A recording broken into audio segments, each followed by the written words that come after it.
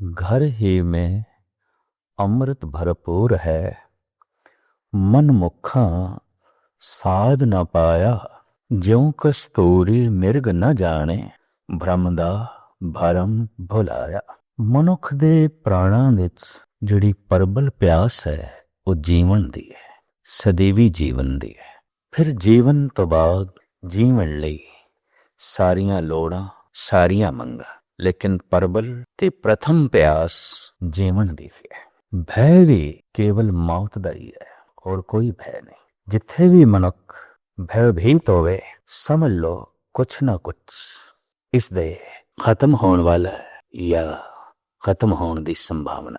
ਭੈ ਉਸੇ ਦਾ ਹੀ ਹੈ। ਚਾਹਤ, ਲਾਲਸਾ ਜੀਵਨ ਦੀ ਔਰ ਪ੍ਰਬਲ ਭੈ ਮੌਤ ਦਾ।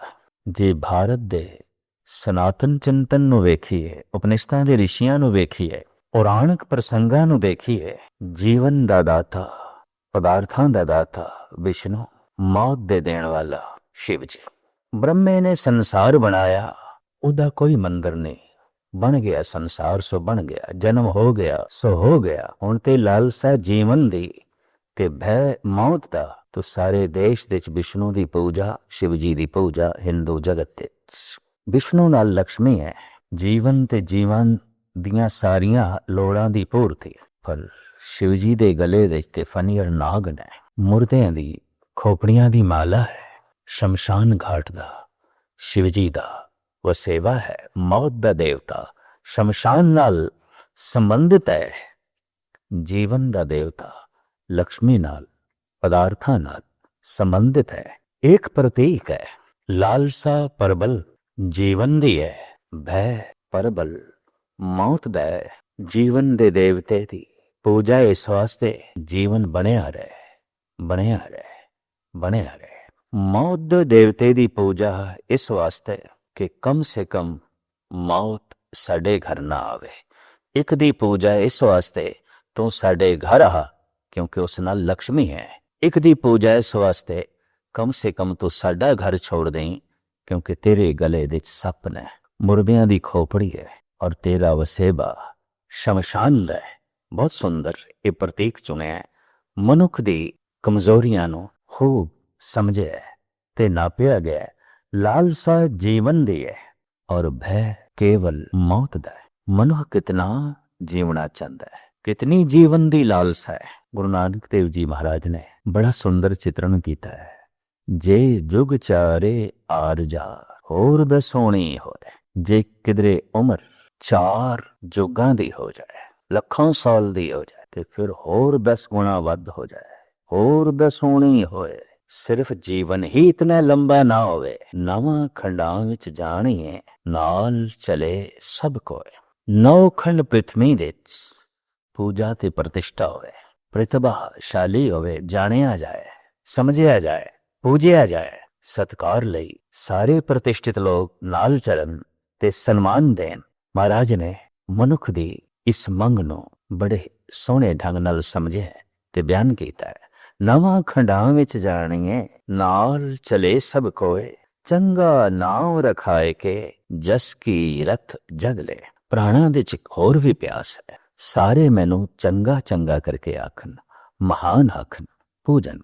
ਪਰ ਜੇ ਤਿਸ ਨਦਰ ਨਾ ਆਵਈ, ਤਾਂ ਵਾਹ ਨਾ ਪੁੱਛੇ ਕਿ। ਜੇ 9 ਖੰਡ ਪ੍ਰਿਥਵੀ ਦੇ ਮਨੁੱਖਾਂ ਦੀ ਨਿਗਾਹ ਦੇ ਥੱਲੇ ਵੀ ਕੋਈ ਆ ਜਾਏ, ਲੱਖਾਂ ਸਾਲ ਦੀ ਉਸਦੀ ਆਯੂ ਹੋ ਜਾਏ, ਜੇ ਪ੍ਰਮਾਤਮਾ ਦੀ ਨਿਗਾਹ ਦੇ ਥੱਲੇ ਨਹੀਂ ਆਇਆ ਤਾਂ ਕੁਛ ਵੀ ਨਹੀਂ, ਕੁਛ ਵੀ ਨਹੀਂ, ਕੁਛ ਵੀ ਨਹੀਂ। ਦਰਅਸਲ ਲੰਬੇ ਜੀਵਨ ਦੀ ਲਾਲਸਾ ਤੇ ਭੈ ਮੌਤ ਦਾ, ਬਸ ਇਨ੍ਹਾਂ ਹੀ ਦੋਹਾਂ ਉਲਝਣਾਂ ਵਿੱਚ ਮਨੁੱਖ ਦਾ ਜੀਵਨ ਬਤੀਤ ਹੁੰਦਾ ਹੈ ਔਰ ਬਾਰ-ਬਾਰ ਬਤੀਤ ਹੁੰਦਾ ਹੈ, ਬਾਰ-ਬਾਰ ਜੰਮਦਾ ਹੈ। ਜੀਵਨ ਦੀ ਲਾਲਸਾ ਤੇ ਮਰਨ ਦੇ ਭੈ ਵਿੱਚ ਇੱਕ ਦਿਨ ਮਰ ਜਾਂਦਾ ਹੈ, ਖਤਮ ਹੋ ਜਾਂਦਾ ਹੈ। ਆਦਿ ਕਾਲ ਤੋਂ ਮਨੁੱਖ ਦੀ ਤਲਾਸ਼ ਰਹੀ ਹੈ ਅੰਮ੍ਰਿਤ ਦੀ। ਅੰਮ੍ਰਿਤ ਮ੍ਰਿਤਯੂ ਤੋਂ ਰਹਿਤ, ਜਿਸ ਵਿੱਚ ਮੌਤ ਨਹੀਂ। ਕੋਈ ਐਸੀ ਔਸ਼ਧੀ, ਕੋਈ ਐਸਾ ਜਲ, ਕੋਈ ਐਸੀ ਜੜੀ ਬੂਟੀ, ਕੋਈ ਐਸੀ ਸੌਗਾਤ ਕਿਧਰੋਂ ਪ੍ਰਾਪਤ ਹੋਵੇ ਜਿਸ ਨਾਲ ਮੌਤ ਨਾ ਆਵੇ। ਅੰਮ੍ਰਿਤ ਜੀਵਨ ਮ੍ਰਿਤੂ ਤੋਂ ਰਹਿਤ ਹੋ ਜਾਏ, ਜੀਵਨ ਅੰਮ੍ਰਿਤ ਹੋ ਜਾਏ। ਹਰ ਮਨੁੱਖ ਜੀਵਨ ਨੂੰ ਅੰਮ੍ਰਿਤ ਬਣਾਉਣਾ ਚਾਹੁੰਦਾ ਹੈ ਔਰ ਹਰ ਮਨੁੱਖ ਹੀ ਕਿਉਂ, ਮੌਤ ਤੇ ਪਸ਼ੂ ਪਕਸ਼ੀਆਂ ਨੂੰ ਵੀ ਨਹੀਂ ਚਾਹੀਦੀ। ਉਹਨਾਂ ਦੇ ਅੰਦਰ ਵੀ ਭੈ ਤੇ ਸਿਰਫ ਇਸੇ ਦਾ ਹੀ ਹੈ। ਜੀਵਨ ਦੀ ਲਾਲਸਾ ਜੀਵਾਂ ਦੇ ਵਿੱਚ ਬੜੀ ਪ੍ਰਬਲ ਦਿਖਾਈ ਦਿੰਦੀ ਹੈ, ਬੜੀ ਪ੍ਰਬਲ ਦਿਖਾਈ ਦਿੰਦੀ। ਅੰਮ੍ਰਿਤ ਦੀ ਚਾਹਤ, ਅੰਮ੍ਰਿਤ ਦੀ ਮੰਗ ਪ੍ਰਥਮ ਮੰਗ ਹੈ, ਸਿਰਮੌਰ ਮੰਗ ਹੈ, ਪ੍ਰਬਲ ਮੰਗ ਹੈ। ਸਤਿਗੁਰ ਦੀ ਬਾਣੀ ਦਾ ਫਰਮਾਨ, ਘਰ ਹੀ ਮੇ ਅੰਮ੍ਰਿਤ ਭਰਪੂਰ ਹੈ, ਮਨ ਮੁਖਾਂ ਸਾਧ ਨਾ ਪਾਇਆ, ਜਿਉ ਕਸਤੂਰੀ ਮਿਰਗ ਨਾ ਜਾਣੇ, ਭ੍ਰਮ ਦਾ ਭਰਮ ਭੁਲਾਇਆ। ਉਹ ਅੰਮ੍ਰਿਤ ਦਾ ਕੁੰਭ ਇਸੇ ਜੀਵਨ ਸਾਗਰ ਦੇ ਅੰਦਰ ਹੈ, ਔਰ ਇਸੇ ਜੀਵਨ ਦਾ ਰੇੜਕਾ ਪਾਣਾ ਪਏਗਾ। ਜਪ ਤਪ ਦੁਆਰਾ ਇਸੇ ਹੀ ਅੰਮ੍ਰਿਤ ਦੇ ਕੁੰਭ ਨੂੰ ਬਾਹਰ ਪ੍ਰਗਟ ਕਰਨਾ ਪਏਗਾ। ਇਸ ਅੰਮ੍ਰਿਤ ਦੇ ਕੁੰਭ ਨੂੰ ਕੋਈ ਪ੍ਰਗਟ ਕਰ ਸਕੇ, ਇਹਦੇ ਲਈ ਇੱਕ ਪ੍ਰੇਰਨਾ ਚਾਹੀਦੀ, ਜ਼ਿੰਮੇਵਾਰੀ ਚਾਹੀਦੀ, ਇਸ ਦੇ ਲਈ ਇੱਕ ਤੜਪ ਚਾਹੀਦੀ ਹੈ, ਇਸ ਦੇ ਲਈ ਸਾਧਨਾ ਚਾਹੀਦੀ ਹੈ। ਤੋ ਜੈਸੇ ਅਸੀਂ ਦੇਖਦੇ ਹਾਂ ਹੈਂਡ ਪੰਪ ਨੂੰ ਗੇੜਨ ਦੇ ਨਾਲ ਪਾਣੀ ਨਾ ਨਿਕਲੇ, ਉੱਪਰੋਂ ਪਾਣੀ ਪਾਉਂਦੇ ਆ, ਫਿਰ ਪਾਣੀ ਨਿਕਲਣਾ ਆਰੰਭ ਹੁੰਦਾ ਹੈ।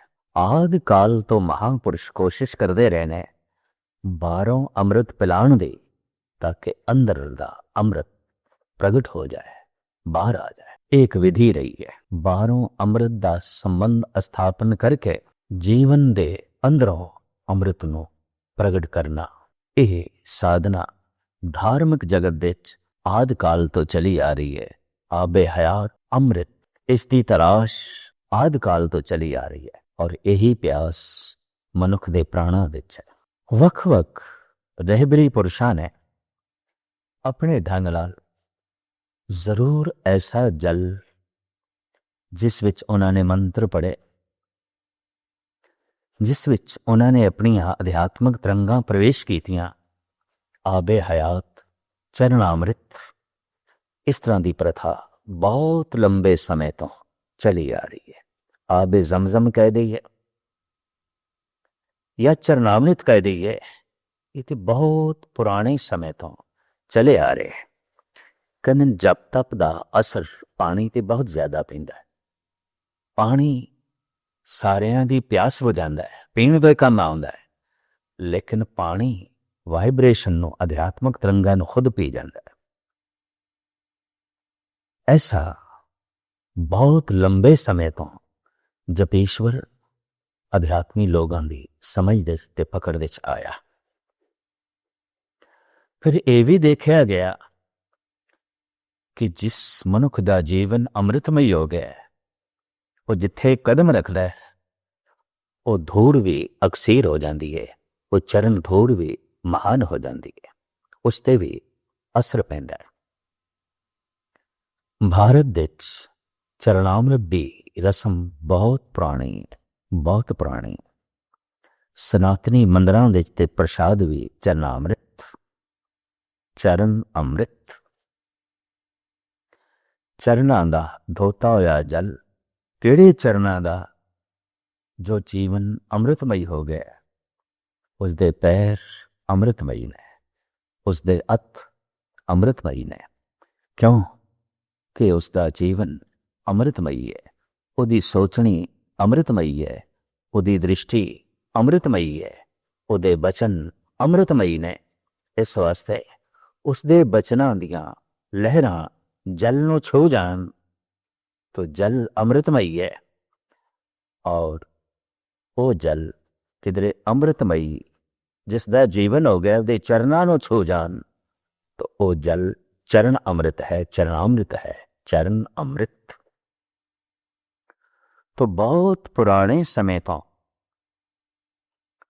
चरणामृत दी प्रथा भारत विच प्रचलित से और अजे भी सनातन जगत विच है।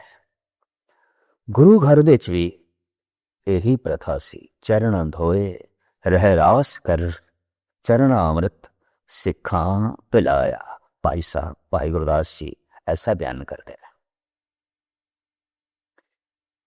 सिखी व बैरा वधन लग गया तो चरणामृत देने वाले कुछ और प्रतिष्ठित लोग लबड़े सन। तो धर्म गुरु अमरदास जी महाराज ने 22 मंजियां बख्शिश कीतियां। मंजी नो छोटे तख्त नो पर्शियन विच मसनद कहते ने ਤੇ ਮਸਨਦ ਦਾ ਹੀ ਪੰਜਾਬੀ ਉਚਾਰਨ ਹੋ ਗਿਆ ਮਸੰਦ। 22 ਮਸੰਦਾਂ ਦੀ ਪ੍ਰਥਾ ਧੰਨ ਗੁਰੂ ਅਮਰਦਾਸ ਜੀ ਮਹਾਰਾਜ ਨੇ ਚਲਾਈ। ਇਹਨਾਂ ਵਿੱਚ 3 ਬੇਬੀਆਂ ਸਨ, 19 ਪੁਰਸ਼ ਸਨ।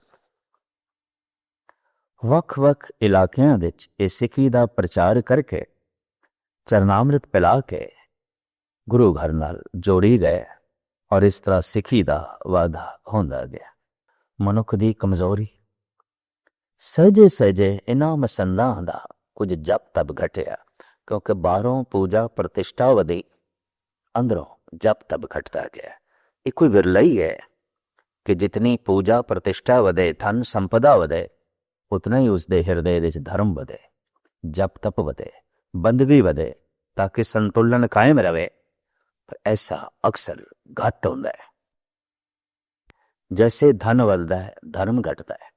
ਜੈਸੇ ਬਾਹਰ ਦੇ ਸੁੱਖ ਵਧਦੇ ਨੇ, ਅੰਦਰੂਨੀ ਸੁੱਖਾਂ ਨਾਲ ਸਹਿਜੇ ਸਹਿਜੇ ਮਨੁੱਖ ਸੰਬੰਧ ਤੋੜਦਾ ਹੈ। ਮਸੰਦਾਂ ਨੇ ਵੀ ਐਸਾ ਹੀ ਕੀਤਾ। ਧਨ ਦੇ ਘਰ ਵਿੱਚ ਅੰਬਾਰ ਲੱਗ ਗਏ, ਪੂਜਾ ਪ੍ਰਤਿਸ਼ਠਾ 4 ਕੁੰਟਾਂ 'ਚ ਹੋਣ ਲੱਗ ਪਈ। ਸਹਿਜੇ ਸਹਿਜੇ ਗੁਰੂ ਦੇ ਸਿੱਖ ਬਣਾਉਣ ਦੀ ਥਾਂ ਤੇ ਇਹਨਾਂ ਦੇ ਅੰਦਰ ਇਹ ਲਾਲਸਾ ਜਾਗੀ, ਆਪਣੇ ਸਿੱਖ ਬਣਾਈਏ, ਆਪਣੇ ਸਿੱਖ ਬਣਾਈਏ, ਆਪਣੀ ਸਿੱਖੀ ਦਾ ਵਾਧਾ ਕਰੀਏ। ਲਿਹਾਜ਼ਾ ਕਾਰ ਭੇਟ ਜੋ ਮਿਲਦੀ ਸੀ ਗੁਰਦੁਆਰੇ ਬਣਾਉਣ ਲਈ, ਸਰੋਵਰ ਬਣਾਉਣ ਲਈ, ਧਰਮਸ਼ਾਲਾਵਾਂ ਬਣਾਉਣ ਲਈ, ਲੰਗਰ ਚਲਾਉਣ ਲਈ, ਉਸ ਕਾਰ ਭੇਟ ਨੂੰ ਵੀ ਇਹ ਪੂਰੇ ਦਾ ਪੂਰਾ ਖੁਦ ਆਪਣੇ ਕੋਲ ਰੱਖਣ ਲੱਗ ਪਏ। ਗੁਰੂ ਤੱਕ ਨਹੀਂ ਪਹੁੰਚਾਉਂਦੇ ਸਨ। ਇਹਨਾਂ ਵਿੱਚ ਕੁਛ ਨੇ ਥੇ ਗੁਰੂ ਹੋਣ ਦੇ ਦਾਅਵੇ ਵੀ ਕਰ ਦਿੱਤੇ। ਸਹਿਜੇ ਸਹਿਜੇ ਭ੍ਰਸ਼ਟ ਹੁੰਦੇ ਗਏ, ਲੋਭ ਦੇ ਮਾਰੇ ਹੋਏ ਵਾਸ਼ਨਾ ਵਿੱਚ ਗ੍ਰਸੇ ਗਏ ਔਰ ਵਾਸ਼ਨਾ ਦੇ ਗ੍ਰਸੇ ਹੋਏ ਪਰਬਲ ਹੰਕਾਰ ਵਿੱਚ ਡੁੱਬਦੇ ਗਏ। ਧੰਨ ਗੁਰੂ ਗੋਬਿੰਦ ਸਿੰਘ ਜੀ ਮਹਾਰਾਜ ਤੱਕ ਪਹੁੰਚ ਕੇ ਇਹ ਮਸੰਦ ਜ਼ੁਲਮ ਤੇ ਦੁਰਾਚਾਰ ਦੀ ਇੰਤਹਾ ਤੱਕ ਪਹੁੰਚ ਗਏ ਸਨ। ਲਿਹਾਜ਼ਾ ਇਸ ਪ੍ਰਥਾ ਨੂੰ ਧੰਨ ਗੁਰੂ ਗੋਬਿੰਦ ਸਿੰਘ ਜੀ ਮਹਾਰਾਜ ਨੇ ਖਤਮ ਕਰ ਦਿੱਤਾ।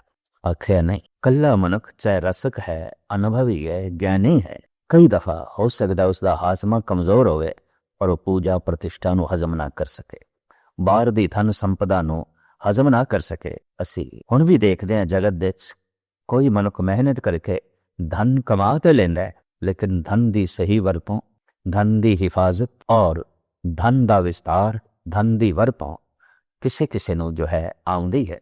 ਅਧਿਆਤਮਕ ਆਨੰਦ ਥੋੜਾ ਬਹੁਤ ਪ੍ਰਾਪਤ ਕਰਕੇ ਜਦ ਮਸੰਦ ਚੋਟੀ ਦੇ ਧਨਾਢ ਹੋ ਗਏ, ਹੰਕਾਰੀ ਹੋ ਗਏ, ਦੁਰਾਚਾਰੀ ਹੋ ਗਏ, ਅਤਿਅੰਤ ਲੋਭੀ ਹੋ ਗਏ, ਧੰਨ ਗੁਰੂ ਗੋਬਿੰਦ ਸਿੰਘ ਜੀ ਮਹਾਰਾਜ ਨੂੰ ਇਹ ਪ੍ਰਥਾ ਖਤਮ ਕਰਨੀ ਪਈ। ਚਰਨਾਮ੍ਰਿਤ ਦੀ ਥਾਂ ਤੇ ਖੰਡੇ ਬਾਟੇ ਦਾ ਅੰਮ੍ਰਿਤ ਔਰ ਬਾਣੀ ਦਾ ਅੰਮ੍ਰਿਤ ਇਹ ਪ੍ਰਚਲਿਤ ਆਪਨੇ ਕੀਤਾ ਔਰ ਇਹ ਅਧਿਕਾਰ ਇੱਕ ਨੂੰ ਨਹੀਂ, 5 ਨੂੰ ਦਿੱਤਾ।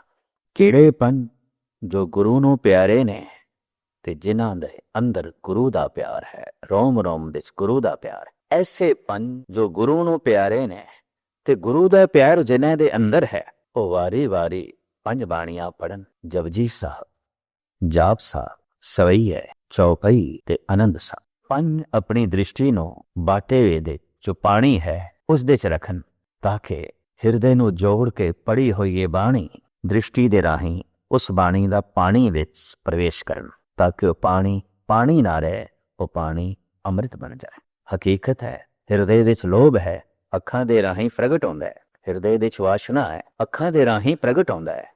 ਹਿਰਦੇ ਵਿੱਚ ਪ੍ਰਬਲ ਹੰਕਾਰ ਹੈ, ਅੱਖਾਂ ਰਾਹੀਂ ਪ੍ਰਗਟ ਹੁੰਦਾ ਹੈ। ਪਰ ਹਿਰਦੇ ਵਿੱਚ ਵਸੀ ਹੋਈ ਬਾਣੀ ਹੋਵੇ ਤਾਂ ਇਹ ਬਾਣੀ ਦਾ ਅੰਮ੍ਰਿਤ ਅੱਖਾਂ ਦੇ ਰਾਹੀਂ ਬਾਹਰ ਪ੍ਰਗਟ ਹੁੰਦਾ ਹੈ। ਔਰ ਉਸ ਅੱਖ ਨੂੰ ਅਗਰ ਇੱਕ ਟਿਕ ਪਾਣੀ ਵਿੱਚ ਰੱਖਿਆ ਜਾਏ ਤਾਂ ਬਾਣੀ ਦਾ ਉਹ ਅੰਮ੍ਰਿਤ ਅੱਖਾਂ ਦੇ ਰਾਹੀਂ ਪਾਣੀ ਵਿੱਚ ਪ੍ਰਵੇਸ਼ ਕਰ ਜਾਂਦਾ ਹੈ। ਇਸ ਤਰ੍ਹਾਂ 5 ਪਿਆਰੇ 5 ਬਾਣੀਆਂ ਨੂੰ ਪੜ੍ਹ ਕੇ ਅੰਮ੍ਰਿਤ ਨੂੰ ਗੁਰੂ ਵਿਧੀ ਅਨੁਸਾਰ ਤਿਆਰ ਕਰਦੇ ਨੇ। ਇਹ ਪ੍ਰਥਾ ਧੰਨ ਗੁਰੂ ਗੋਬਿੰਦ ਸਿੰਘ ਜੀ ਮਹਾਰਾਜ ਨੇ ਚਲਾਈ। ਵਿੱਚੇ ਖੰਡਾ ਨਾਲ ਫੇਰੀ ਜਾਣਾ। ਖੰਡਾ ਸ਼ਕਤੀ ਦਾ ਪ੍ਰਤੀਕ ਹੈ, ਜਿਸ ਸ਼ਕਤੀ ਤੋਂ ਹੀ ਸਾਰਾ ਸੰਸਾਰ ਪੈਦਾ ਹੋਇਆ। ਖੰਡਾ ਪ੍ਰਥਮੇ ਸਾਜ ਕੇ ਜਿਨ ਸਭ ਸੰਸਾਰ ਉਪਾਇਆ, ਬ੍ਰਹਮਾ ਵਿਸ਼ਨ ਮਹੇਸ਼ ਸਾਜ, ਉਤਪਤੀ ਦਾ ਖੇਲ ਰਚਾਏ ਬਣਾਇਆ। ਧੰਨ ਗੁਰੂ ਗੋਬਿੰਦ ਸਿੰਘ ਜੀ ਮਹਾਰਾਜ ਦੇ ਬੋਲ, ਇਹ ਸਭ ਕੁਝ ਪਸਾਰਾ ਖੰਡੇ ਤੋਂ ਹੋਇਆ, ਸ਼ਕਤੀ ਤੋਂ ਹੋਇਆ। ਖੰਡਾ ਸ਼ਕਤੀ ਦਾ ਪ੍ਰਤੀਕ, ਉਸੇ ਤੋਂ ਬਾਣੀ ਆਈ ਹੈ, ਉਸੇ ਤੋਂ ਸੰਸਾਰ ਆਇਆ ਹੈ, ਉਸੇ ਤੋਂ ਅੰਮ੍ਰਿਤ ਆਇਆ ਹੈ। ਇਸ ਤਰ੍ਹਾਂ ਬਾਣੀ ਦੇ ਰਾਹੀਂ ਪਾਣੀ ਵਿੱਚ ਸ਼ਕਤੀ ਦਾ ਪ੍ਰਵੇਸ਼, ਪ੍ਰਮਾਤਮਾ ਦਾ ਪ੍ਰਵੇਸ਼, ਉਸਦੇ ਰਸ ਦਾ ਪ੍ਰਵੇਸ਼